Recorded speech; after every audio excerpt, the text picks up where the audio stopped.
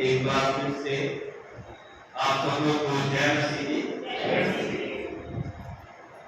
परमेश्वर का हम एक बार फिर से धन्यवाद करते हैं कि परमेश्वर ने एक अच्छा दिन हमें दिखाया है ताकि हम उस परमेश्वर की आराधना कर सकें, उसकी महिमा कर सकें, उसके वचन को सुन सकें, सीख सकें और उससे हम प्रार्थना कर सकें।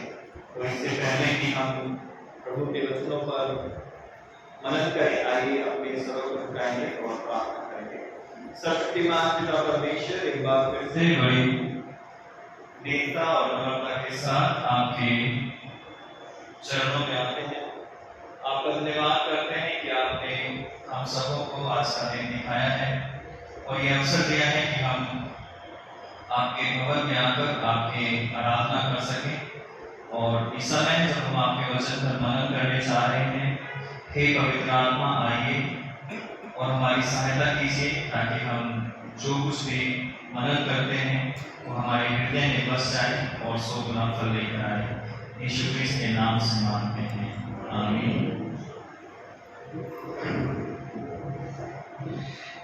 आज के जब वचन के हिस्से हमारे सामने पढ़े गए, यहोशू का 24वां अध्याय और 14 से 24 और भजन 24 11 से 16 और 18 से 19, पहला थिस्सलुनीकियों 3 1 से 8 और लूका 14 और 25 से 33 मैंने आपके सामने पढ़ा है। और आज का जो थीम है द कॉस्ट ऑफ डिसाइपलशिप, चेला या शिष्य होने का जो मूल्य है, चेला या शिष्य होने का जो मूल्य है।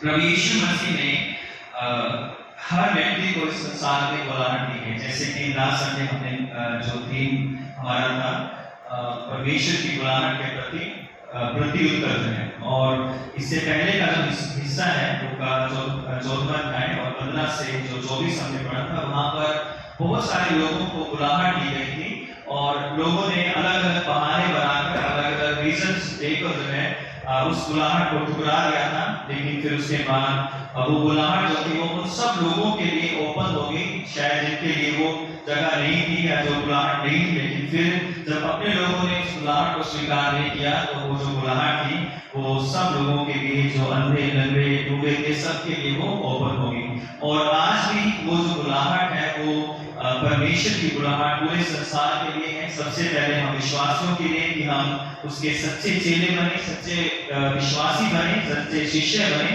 और उसके बाद पूरे संसार के लिए भी वो बुलाहट है कि हर व्यक्ति जो यीशु मसीह पर विश्वास करता है, करना चाहता है, उसका सच्चा शिष्य बने हैं।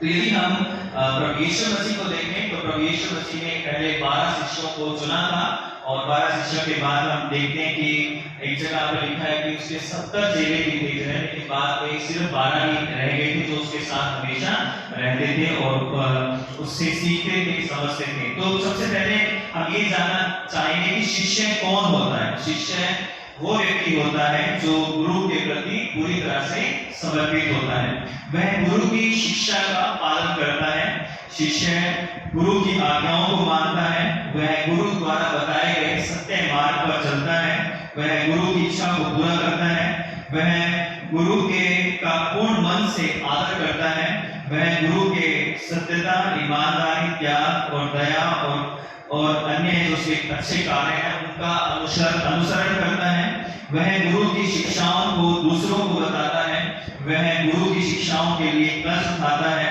वह गुरु के लिए मूल्य चुकाता है, उसकी शिक्षाओं के लिए मूल्य चुकाता है, और वह गुरु से संपूर्ण मन से प्रेम करता है। तो ये शिष्य की विशेषता हम कह सकते हैं कि वो अपने गुरु के प्रति पूरी रीति से समर्पित होता है और उसका जो जीवन होता है वो गुरु की शिक्षाओं के लिए, उसकी आज्ञाओं के लिए, उसकी बातों को फैलाने के लिए ही होता है। और प्रभु यीशु मसीह के जो शिष्य थे उन्होंने भी यही काम किया था कि जब यीशु मसीह स्वर्ग में उठा लिए गए, उन्होंने संपूर्ण हृदय से, संपूर्ण मन से अपने गुरु यानी प्रभु यीशु मसीह की शिक्षाओं को प्रचार किया, प्रसार किया, उसकी इच्छा को माना, उसकी आज्ञाओं को मानते हुए उन्हें पूरे संसार के अंदर मसीहत को फैला दिया। और आज उन शिष्यों के कारण ही आज पूरे दुनिया के अंदर जो है मसीहत को हम देख सकते हैं। और भारत में साउथ में केरला सबसे पहले जो है थोमा जो था वो 52 एडी में जो है माना जाता है कि वो भारत में सुसमाचार लेकर आया था। और अन्य चेले भी जो थे वो अलग अलग जगहों पर गए ताकि प्रभु यीशु मसीह की शिक्षाओं को फैला सकें और जो लोग विश्वास करें उन्हें बपतिस्मा दे सकें, क्योंकि प्रभु ने आज्ञा दी थी सारे संसार में जाओ और जाकर लोगों को पिता पुत्र पवित्र आत्मा के नाम से बपतिस्मा दो। तो उसी आज्ञा को फॉलो करते हुए इस संसार में चेलों के चेले बने और उसके बाद जो है संसार में ये सिलसिला बढ़ता गया। आज भी अगर हम देखते हैं कोई व्यक्ति किसी व्यक्ति के साथ रहने लग जाए या उसका मित्र बन जाए और उसकी अच्छी बातों को दूसरे को बताने लग जाए कि अगर ये बहुत अच्छा है, ये इसके ये क्वालिटी है, इसकी ये क्वालिटी है, तो लोग कहेंगे लगता है कि तुम इसके चेले बन गए। और जब वो व्यक्ति जाएगा तो लोग कहेंगे अरे ये उसका चेला, ये तो उसका पक्का चेला है, ये उसी की बात करता है, उसी के बारे में बताता है। तो चेला जो है या शिष्य वो होता है जो गुरु के चरणों में बैठता है और उसकी शिक्षाओं को मानता है, सुनता है, उसके बाद उसका प्रचार करता है, चाहे उसे इसके लिए दुख भी उठाना पड़े। लूका 14वें अध्याय में जब हम आते हैं तो यहाँ पर प्रभु यीशु मसीह जब उसके साथ एक बड़ी भीड़ जा रही थी तो उसने पीछे फिरकर लोगों से कहा कि यदि कोई मेरे पास आए और अपने पिता माता भाई बहन और लड़के वालों पत्नी को मुझसे बहनों को और अपने प्राण को भी अप्रिय ना जाने तो वह मेरा चेला नहीं हो सकता है।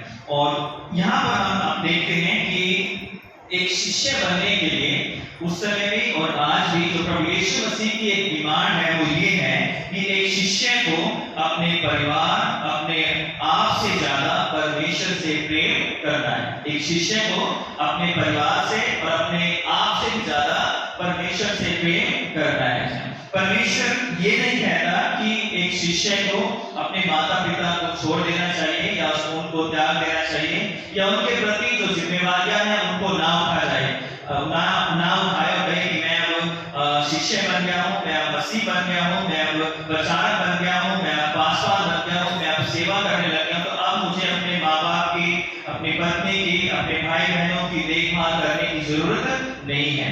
यहाँ पर एक बात जो प्रभु यीशु मसीह कह रहे हैं कि मुझसे ज्यादा किसी और को प्यार नहीं करना चाहिए। मुझसे ज्यादा का मतलब है कि सबसे पहले हमें परमेश्वर को प्रेम करना है। यही परमेश्वर कहता है कि हे पतियों अपनी पत्नी से प्रेम करो, यही परमेश्वर कहता है कि हे पत्नियों अपने पति से प्रेम करो, यही परमेश्वर कहता है कि तो अपने माता पिता की आज्ञा का पालन करना, उनकी देखभाल करना, उनकी केयर करना। तो जब यीशु मसीह यहाँ पर ये बात कह रहे हैं कि जो कोई मेरे पास आया, मेरे पीछे आना चाहता है, तो वो अपने बच्चों को, अपने माता पिता को, अपने भाई बहनों को जो है अप्रिय ना जाने। अप्रिय जाने का मतलब ये नहीं है कि अगर मैं पासवान बन गया तो मैं अपनी पत्नी से कहूँ कि मैं तुम्हें प्यार नहीं करता, अपने बच्चों से कहूँ कि मैं तुम्हें प्यार नहीं करता, अपने माँ बाप से कहूँ कि मैं तुम्हें प्यार नहीं करता, मैं तुम्हारी आज्ञाओं को क्यों मानूं, प्रभु ने तो मुझे बुलाना दी है, अब मैं छोड़कर सब कुछ जो है जा रहा हूँ। तो ये समझना पड़ेगा कि बुलाहट में भी अंतर है। अलग अलग लोगों को अलग अलग परिस्थितियों से बुलाया जाता है ना। हर व्यक्ति की बुलाहट एक जैसी नहीं हो सकती है। किसी को अगर कोई व्यक्ति अन्य जाति में से आएगा तो हो सकता है उसे अपने माँ बाप छोड़ने पड़ जाए, उसे अपना घर छोड़ना पड़ जाए, उसे अपना समाज छोड़ना पड़ जाए। लेकिन यही बुलाहट अगर एक मसीह परिवार में से व्यक्ति को आती है तो उसके लिए जरूरी नहीं है कि वो अपने माँ बाप को छोड़ दे, अपने पिता को छोड़ दे, अपने बच्चों को छोड़ दे और फिर आकर वो सेवा करे। तो हमें किसी भी चीज के कॉन्टेक्स्ट को जानना बहुत ही जरूरी है, क्योंकि अगर हम लूका 9वां अध्याय पढ़ें और उसकी 61 और 62 जो वर्ड्स है अगर हम उसमें पढ़ते हैं तो वहां पर एक व्यक्ति था जो यीशु मसीह के पास आया और कहता है कि एक ने और उससे कहा कि हे प्रभु मैं तेरे पीछे हो लूंगा, पर पहले मुझे जाने दे कि अपने घर के लोगों से विदा हो आओ। तो यहाँ पर इसकी जो बुलाहट थी, इसकी बुलाहट ये थी कि तुरंत वो यीशु मसीह के पीछे बोले जैसे अन्य चेले बोलिए थे। लेकिन ये व्यक्ति यहाँ पर कह रहा है कि पहले मुझे जाने दे कि मैं अपने लोगों से विदा होकर आऊं। तो यीशु मसीह ने कहा कि जो कोई अपना हाथ हल पर रखकर पीछे देखता है वह परमेश्वर के राज्य के योग्य नहीं है। इससे ऊपर अगर हम पढ़ते हैं तो वहां पर लिखा है कि उसने दूसरे से कहा कि मेरे पीछे बोले, उसने कहा कि हे प्रभु पहले मुझे जाने दे कि अपने पिता को गाड़। वहां पर प्रभु यीशु मसीह ने कहा कि जो मुर्दे हैं उनको अपने मुर्दों को गाड़ने दो जाए। तो अगर इस कॉन्टेक्स्ट में हम जब उस आयतों को पढ़ते हैं तो यहाँ पर जो ये लोग हैं पहले अपने दुनियावी कामों को या दुनियावी जिम्मेवारियों को पहला दर्जा दे रहे हैं और यीशु मसीह की बुलाहट को दूसरा दर्जा दे रहे हैं। लेकिन यीशु मसीह क्या कहना चाहते हैं कि जैसे पतरस को जब बुलाहट दी या यूहन्ना को बुलाहट दी तो तुरंत वो उसके पीछे हो लिए। उन्होंने तुरंत नाव को छोड़ा और जालों को छोड़ा, यीशु मसीह के पीछे हो लिए।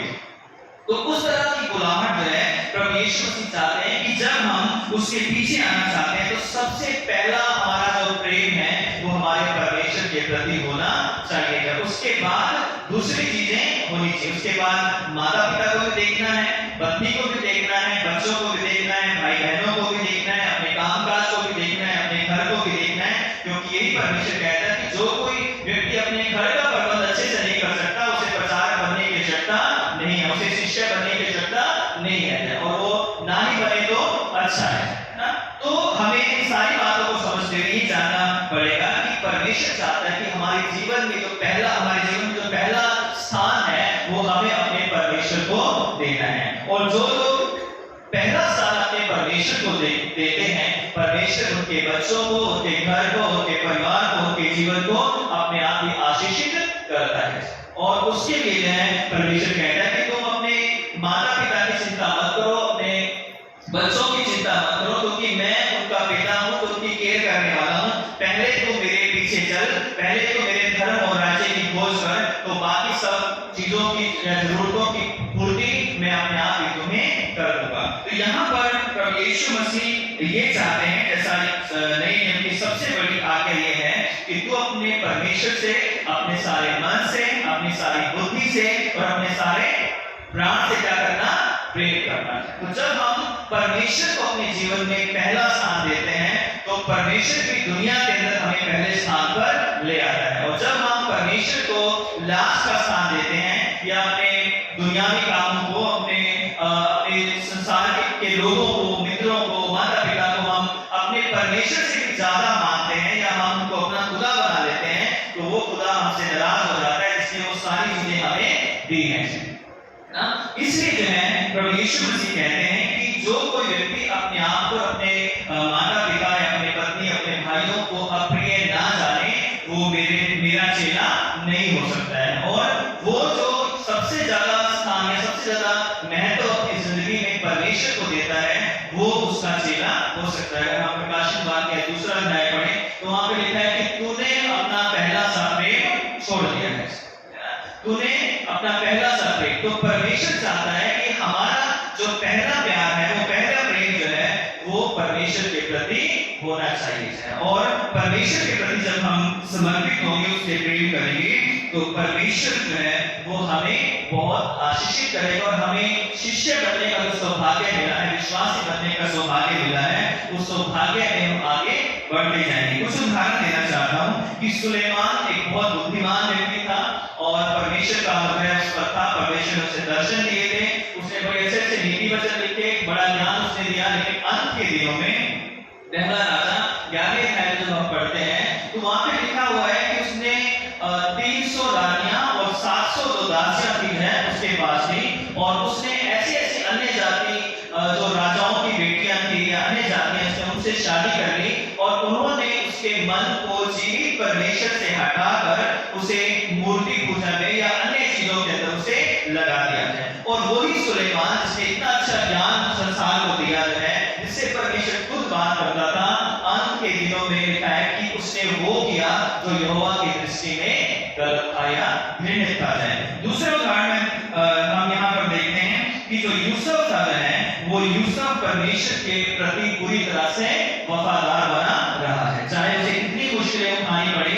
उसने पहला प्रेम जो है ना पद को दिया, ना उसने किसी संसारिक अभिलाषाओं को दिया है या संसारिक लालसाओं को दिया। उसने पहला स्थान परमेश्वर को दिया। परमेश्वर ने उसे जेल में से उठाकर एक राजा का स्थान उसे दे दिया है। तो जब हम पहला स्थान परमेश्वर को देते हैं तो परमेश्वर भी हमें पहले स्थान पर ले आता है, क्योंकि वो चाहता है, परमेश्वर चाहता है कि उसके बेटे बेटियां भी संसार के अंदर पहले स्थान पर जो है पहुंचे या बने, यानी हमारे जो जीवन में जो है वो बहुत सारी जो यहाँ पर प्रभु यीशु मसीह कह रहे हैं कि हमें अपने माता पिता भाई बहनों को छोड़ना नहीं है, लेकिन उनसे ज्यादा, उनकी चिंताओं या फिक्रों से ज्यादा हमें परमेश्वर पर भरोसा रख के उसकी सेवा करनी है। बाकी जो केयर है वो परमेश्वर हमारा हमें कहता है कि मैं तुम्हारी केयर करने के लिए यहाँ पर उपलब्ध हूँ। दूसरी बात हम यहाँ पर देखते हैं, जो दूसरा मूल्य एक विश्वासी को चुकाना पड़ता है कि अपना क्रूस उठाकर यीशु मसीह के पीछे चलना पड़ता है। और लिखा है कि जो कोई अपना क्रूस ना उठाए और मेरे पीछे ना आए वह मेरा चेला नहीं हो सकता है। तो पहला जो अपने माँ बाप को प्रिय ना जाने वो चेला नहीं हो सकता है, जो उनको ज्यादा प्रिय जानेगा परमेश्वर से। दूसरा जो है जो अपना क्रूस ना उठाए और मेरे पीछे ना आए वह मेरा चेला नहीं हो सकता। तो एक विश्वासी को, एक शिष्य को जो दूसरा मूल्य है संसार के अंदर चुकाना पड़ता है वो है उसे अपना क्रूस उठाकर प्रभु यीशु मसीह के पीछे चलना है। क्रूस हम जानते हैं कि क्रूस एक अपमानित जगह है, क्रूस एक कष्टदायक जगह है, वहां पर पीड़ा है, वहां पे अपमान है। और उस समय वो जो क्रिमिनल होते थे, जो अपराधी होते थे, उनको दंड के रूप में जो है वो क्रूस दिया जाता था, ताकि दुनिया देखे, लोग देखें, दूर से पहाड़ों के ऊपर उन्हें क्रूस दिया जाता था, ताकि लोग वहां पर देखें कि अगर कुछ गलत काम करेंगे तो ऐसा ही हश्र जो है, ऐसी भयानक मौत जो है उन्हें दी जाएगी। और प्रभु यीशु मसीह के विषय में हम देखते हैं कि यीशु मसीह को जो क्रूस था वो जब राजा ने आज्ञा दी थी वहीं पर उसको क्रूस ला दिया गया था। वो क्रूस उठाकर चला था, उस उन गलियों के यरूशलेम की उन सीढ़ियों पर जो है वो चढ़ता गया, पहाड़ी के ऊपर अपना क्रूस उठाकर वो चला है, वो पहुंचा वहां पर। और उसी दृश्य को देखते हुए प्रभु यीशु मसीह ने भी कहा था, ये बात बार बार यीशु मसीह ने कही है, मत्ती में, मरकुस में, लूका में जो है, ये सब जगह बार बार प्रभु यीशु मसीह ने बात कही है कि यदि कोई अपना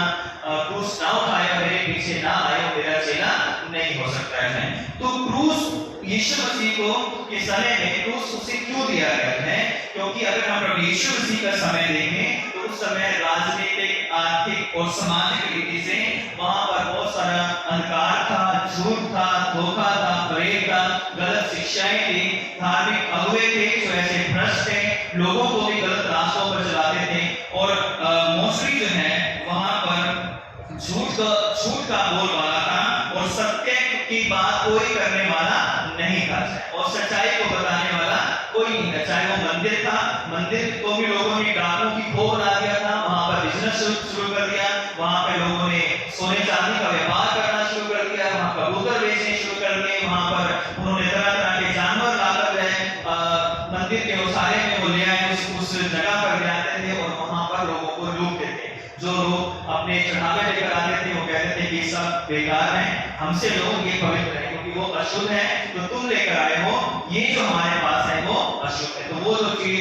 100 रुपए की या 5 रुपए की होती थी या 10 रुपए की, 20 रुपए की, वो 200, 300, 400, 500 में उसको बेचा जाता था। और इस तरह से लोग जो थे वो दूर दूर से आते थे मंदिर के अंदर, क्योंकि मंदिर में ही केवल बलिदान चढ़ाए जाते थे और लोग कितने कितने किलोमीटर का सफर तय करके आते थे, लेकिन आकर वहां लुट कर जाते थे यरूशलेम से। तो ऐसे में प्रभु यीशु मसीह ने आवाज उठाई और सच्चाई को प्रकट किया, सच का साथ दिया या सत्य वचन उन्होंने बोले।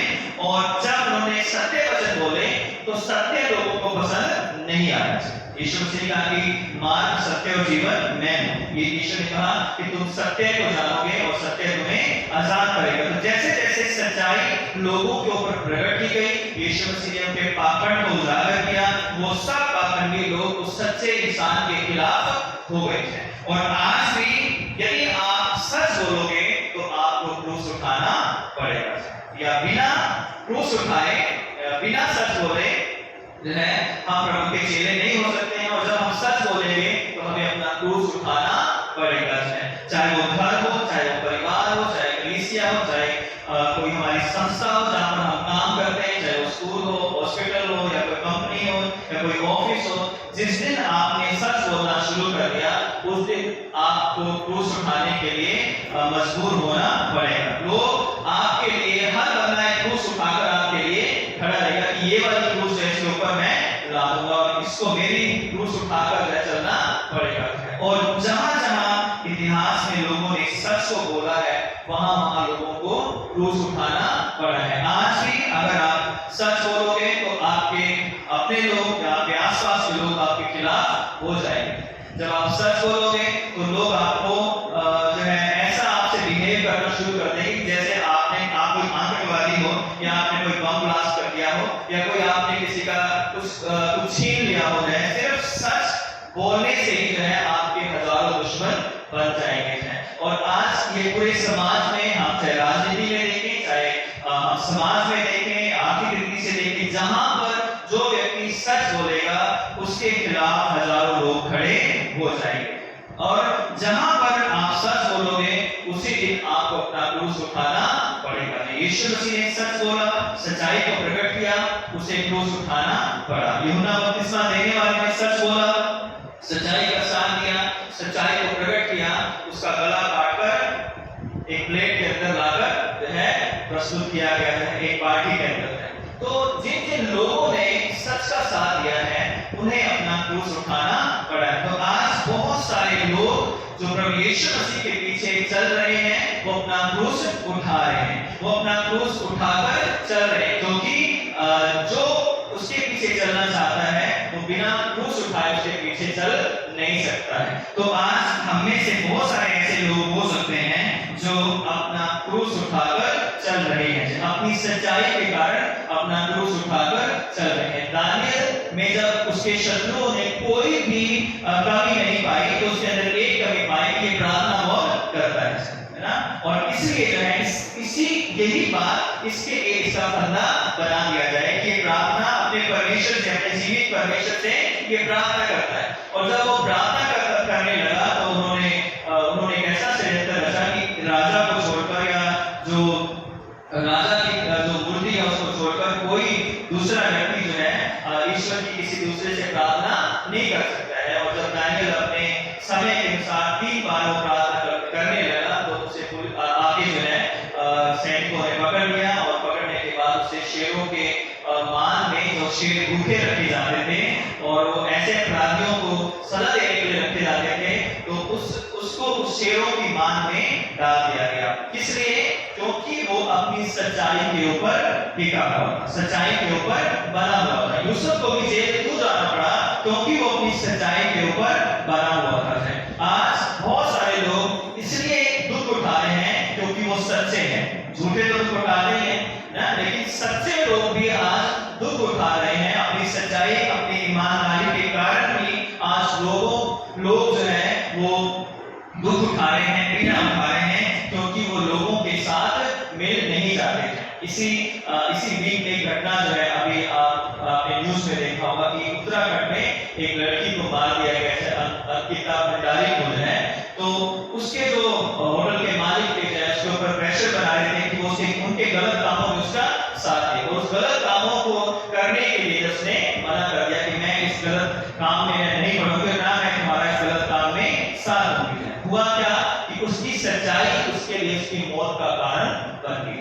उसे मार दिया गया, उसे फेंक दिया गया नहर के अंदर। और कल सैटरडे को जो उसकी जो बॉडी है 6-7 दिन के बाद जो है उस नहर के अंदर से मिली है। क्यों? क्योंकि उसने सच्चाई पर खड़े रहने का हौसला रखा और गलत कामों में अपने आप को नहीं झोंका। अगर वो झूठ में उस गलत कामों में पड़ जाती तो शायद वो जिंदा होती, लेकिन अपनी सच्चाई के कारण आज जो है उसको जो है दर्दनाक जो है उसको मौत दे दी गई है। क्यों? क्योंकि वो अपने सच पर खड़ी हुई थी। इसी तरह समाज में चाहे वो रिलीजियस जगह हो, चाहे धार्मिक संस्थाएं हो, आर्थिक हो, सामाजिक हो, चाहे किसी भी तरह की संस्थाएं हो, जहां पर आप काम करते हो, जहां पर आप सच बोलने का प्रयास करते हो, कई बार परिवारों में भी सच को दबा दिया जाता है। सच बोलने वाले को गला जो है मोड़ दिया जाता है, चुप रहो, जो हो रहा है होने दो, जो गलत हो रहा है उसको होने दो, चुप रहो, है ना। तो इस तरह से जो हम देखते हैं कि सच्चाई के कारण प्रभु यीशु मसीह को क्रूस उठाना पड़ा। और आज जो उसके शिष्य हैं, उसके लोग जो हैं, वो यदि उसकी सच्चाई को आप बताना चाहोगे, उसकी सच्चाई को आप फैलाना चाहोगे, तो आपको भी या हमें भी जो है क्रूस उठाना पड़ेगा। आज हमें भी उसकी सच्चाई के लिए दुख उठाना पड़ेगा। तो यहाँ पर प्रभु यीशु मसीह कहते हैं यदि कोई मेरे पीछे आना चाहे और अपना क्रूस ना उठाए तो वो मेरा चेला नहीं हो सकता। यदि आप सच्चाई के कारण दुख उठा रहे हो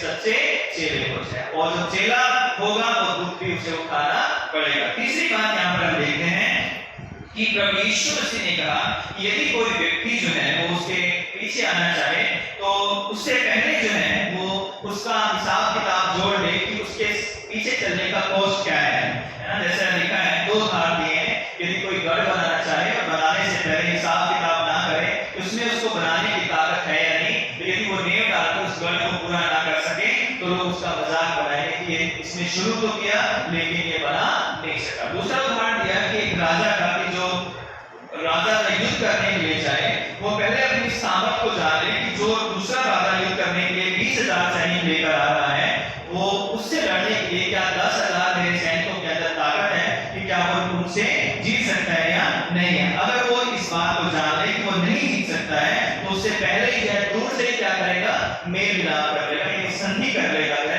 और वो उस युद्ध को टाल देगा और अपने 10,000 और अपनी जान को बचा सकता है। लेकिन अगर वो उसका हिसाब किताब ना लगाए और अपने सैनिकों को युद्ध में झोंक दे तो उसके 10,000 सैनिक भी मारे जाएंगे, उसका राज्य भी जाएगा, उसकी अपनी जान भी चली जाएगी।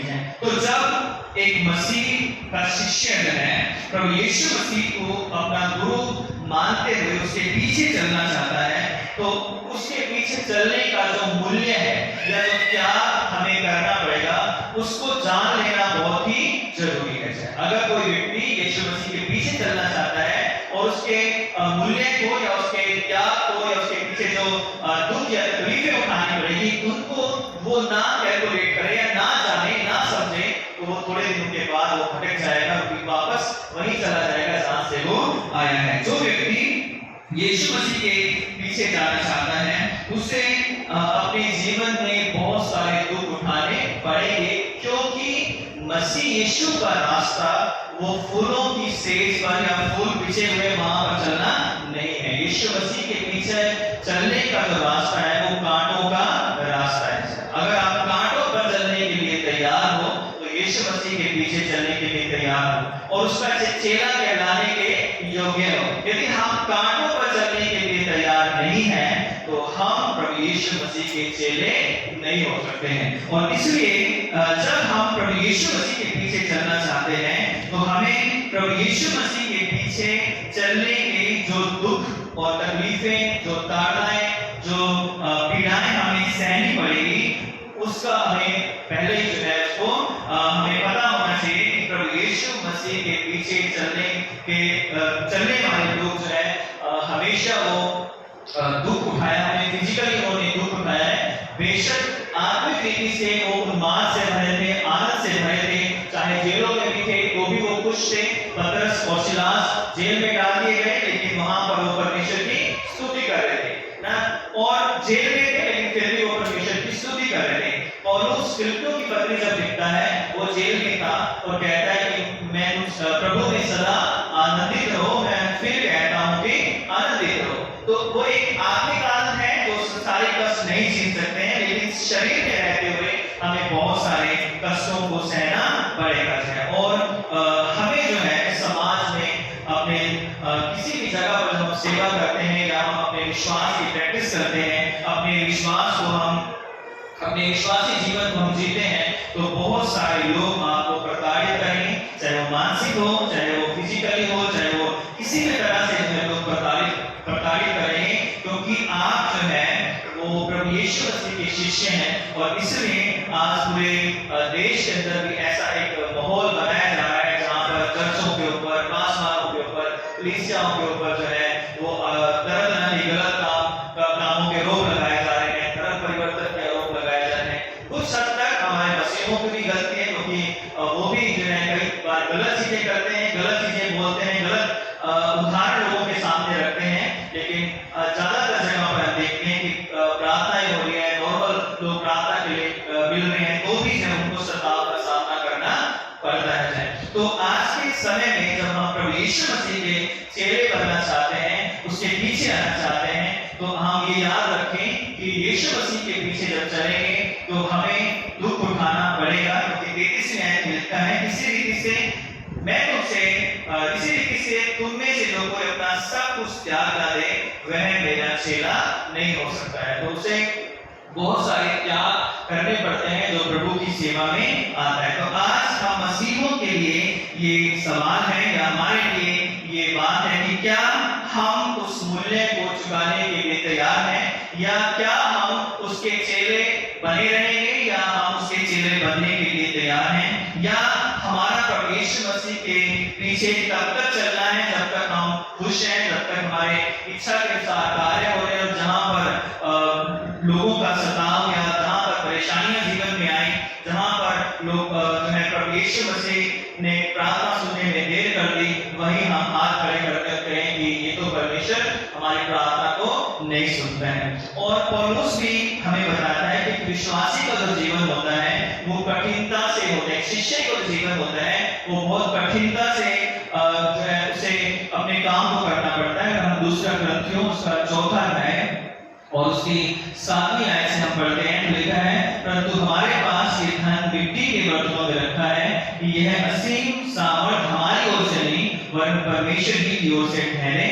हम चारों ओर क्लेश तो भोगते हैं पर संकट में नहीं पड़ते, निरुपाय तो हैं पर निराश नहीं होते, सताए तो जाते हैं पर त्यागे नहीं जाते, गिराए तो जाते हैं पर नाश नहीं होते।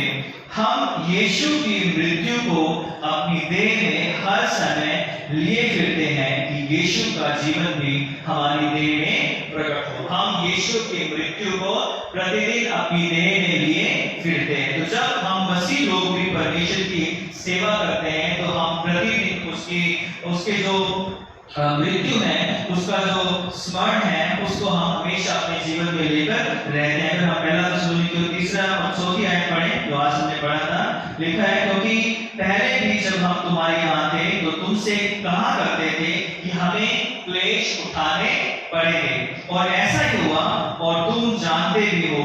इस कारण जब मुझसे और नारा गया तो तुम्हारे विश्वास का हाल जानने के लिए भेजा कि कहीं ऐसा न हो कि परीक्षा करने वाले ने तुम्हारी परीक्षा की हो और हमारा परिश्रम व्यर्थ हो गया हो। तो जब पौलुस थिस्सलुनीकियों की कलीसिया को लिख रहा है, उसने कहा कि हमने पहले तुम्हें बता दिया था कि यीशु मसीह के पीछे चलोगे तो तुम्हें क्लेश उठाने पड़ेंगे। और आज जब हम यीशु मसीह के पीछे चलते हैं तो बहुत सारे क्लेशों को हमें उठाना पड़ता है। जब हम सच्चाई के रास्ते पर चलते हैं, जब हम अपना क्रूस उठाने का प्रयत्न करते हैं तो हमें बहुत सारे जो सताव का सामना करना पड़ता है। लेकिन फिर भी पौलुस कहता है कि सताए जाते हैं लेकिन निराश नहीं है। तो प्रभु यीशु मसीह का जो आनंद है वो हमारी ताकत है, या यीशु मसीह का जो अनुग्रह है वो हमारी ताकत है। चाहे कितना भी सताव आए, कितना भी मुश्किलें आए, हमें अपने जीवन में सच्चाई पर खड़े रहना है। हमें उस मूल्य को चुकाते रहना है जो मूल्य चुकाने के लिए प्रभु यीशु मसीह ने हमें कहा है। आपके जहां पर भी आप काम करते हो, आपके घर परिवार में कई बार ऐसी परिस्थितियां क्रिएट कर दी जाती है कि आप सच को ना बोल सको, लेकिन परमेश्वर पर भरोसा रखें। सच को दबाया जा सकता है, सच को डिले किया जा सकता है, डिलीट भी किया जाता है, जैसे किसी मैसेज को डिलीट कर सकते हैं, लेकिन सच जो है कभी ना दबता है ना कभी छुपता है। सच चाहे देर से प्रकट हो लेकिन सच जो है हमेशा जीता है और सत्य का जय इसलिए ही कहा जाता है। जिस तरह से अब पिछले दिनों में बारिश हो रही है और कई दिन ऐसा होता था कि पूरा बादल जो है वो पूरे सूर्य को घेर जो है ढक देता था और ऐसा लगता था कि अभी दिन में ही क्या हो गया है, अंधेरा हो गया है। लेकिन आज जब सुबह उठे तो जब दरवाजे खोले तो सूर्य की किरणें वहां पर मौजूद थी। क्यों? क्योंकि सच जो है कितने ही झूठ का जो काले बादल जो है सच को दबाने की कोशिश करें, सच्चाई को ढांकने की कोशिश करें, लेकिन कितने ही काले बादल क्यों ना हो वो सूर्य की उस रोशनी को कभी रोक नहीं सकते हैं। क्योंकि सूर्य जो है वो सच को हम कह सकते हैं कि एक तरह सच को प्रकट करता है। और सूर्य होता है तो हम सच्चाई को देख पाते हैं। कौन सी चीज क्या है वो सूर्य के कारण हम देख नहीं पाते हैं। उसी तरह प्रभु यीशु मसीह की जो सच्चाई है वो हमारी आंखों को खोलती है और हम उसकी सच्चाई के कारण ही अच्छाई और बुराई को जान नहीं पाते हैं। अगर उसकी सच्चाई हमारे अंदर है तो तकलीफ उठानी पड़ेगी, दुख उठाने पड़ेंगे, लोगों का क्रिटिसिज्म सहना पड़ेगा, लोग अपमानित भी करेंगे, लोग बदनाम भी करेंगे, लेकिन याद रखें कि जीत हमेशा सच की होगी और यही वो दाम है जो एक शिष्य को चुकाना पड़ेगा। तो आइए हम भी जो है आज उस गुरु के प्रति समर्पित हो जाएं, उसकी शिक्षाओं को मानें, उसकी इच्छा को पूरा करें, उसकी आज्ञाओं को मानें, पूर्ण मन से उसका आदर करें, उसके सत्य वचन का प्रचार करें, उसकी ईमानदारी, उसके आश्चर्य कर्मों का हम वर्णन करें, उसकी शिक्षाओं को दूसरों को बताएं और दुख उठाकर, कष्ट उठाकर, त्याग करके की जो है हम अपने परमेश्वर से अपने संपूर्ण हृदय से, संपूर्ण मन से और संपूर्ण बुद्धि से उसे हम प्रेम कर सकें। और यही बाइबल की सबसे बड़ी आज्ञा है कि जब हम चेला बनना चाहते हैं तो दुख उठाकर भी हमें पहला जो प्रेम है वो अपने परमेश्वर से करना है। यदि पहला स्थान हम अपने परमेश्वर को देंगे तो आपको भी संसार में परमेश्वर पहला स्थान देगा।